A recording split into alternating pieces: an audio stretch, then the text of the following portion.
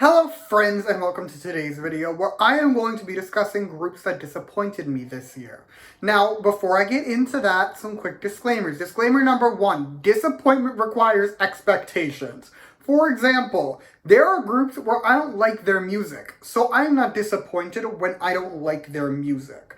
And this applies to some of my favorite groups, like NCT Dream. I did not enjoy Hot Sauce. But I don't expect great titles from NCT Dream, if I'm being honest. I love them, but their music isn't for me, so they're not on this list. The other disclaimer, my standard one, everything I say in this video is just my opinion. You can think these groups, like top expectations, did everything you wanted and more, and that's great, and I love that for you. I just disagree. This list is in no particular order, so we're starting with Twice. Hear me out. Twice's titles used to be a moment. Like, they used to have some of the best titles ever, really up until last year. Like, I Can't Stop Me is my favorite Twice title, and Twice has some of the best titles ever for the music I like. Like, I'm a pop stan. Twice makes great pop titles. This year, though, not for me. Alcohol Free wasn't their worst, but it definitely was like their second or third worst. Same with Scientist. Like, it wasn't bad, it just didn't live up to my expectations, and I was disappointed. The next group is Golden Child. Golden Child, I've said this in many a video, Golden Child titles used to be like my everything. There was an arc for Golden Child where I was literally obsessed with every single title they put out. And then their full came out and the repackage came out. And I said this when I reviewed their full. I'll link that review in the description if you want to watch it. But I said this in the review. I was disappointed because anyone can do the music Golden Child did this year. Nothing was very special about it. And Golden Child used to be a very unique sound that they just left. And I wasn't thrilled. The next group is Tuxed. So I want to say, I fully support the rise in popularity they have seen this year. They had a very successful year, and I'm very proud of them for that. But in terms of the music, the, like, emo rock arc wasn't for me. It is not a style of music that I enjoy. Also, I did not like Bumgyu's hair this year, so that was not a win for me as a Bumgyu stan. So, can we just go back to, like, Runaway-esque music, Blue Hour-esque music? Give me the pop bangers that we need in society and leave the emo rock in 2021. Next is Oh My Girl. Now, before you say anything, please be reminded, I normally have a Beanie standee. It is packed for me moving. But normally she is here. I love Oh My Girl. They are on this list for one reason, and that is because I wanted more than one comeback.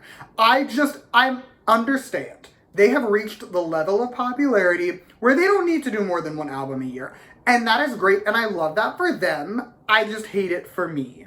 Up next is Everglow. Now, I have a theory about myself that it's because I loved La Di Da. I think La Di Da is by far their best title track to date by like a mile. But the titles this year were not on that level, and I think I just forgot that I used to have a much lower standard for Everglow titles in the pre-La Di Da era. And now that we've hit La Di Da, and I know that they can do something like that, I'm not as thrilled. The next group is NU'EST. This has less to do with NU'EST and more to do with Pledis. Pledis, let's chat. You got a Hail Mary with the Broduce arc. Broduce revived NU'EST. I remember I wanted to get into them in like 2016, and my friend, a NU'EST stan, literally said, don't do it, they're going to disband. Like, you're just gonna get hurt if you get into them. Don't do it. You can enjoy the music, don't get into the group. And then Broduce happened. And then they suddenly got really popular. And then they suddenly didn't have more than one album a year. The next group is fromis_9. I feel like their inclusion on this list is the epitome of I'm not mad, I'm just disappointed. Because their titles this year weren't bad by any means. But in my opinion, they just weren't on par with the previous few titles. And I was disappointed. The next group is SHINee.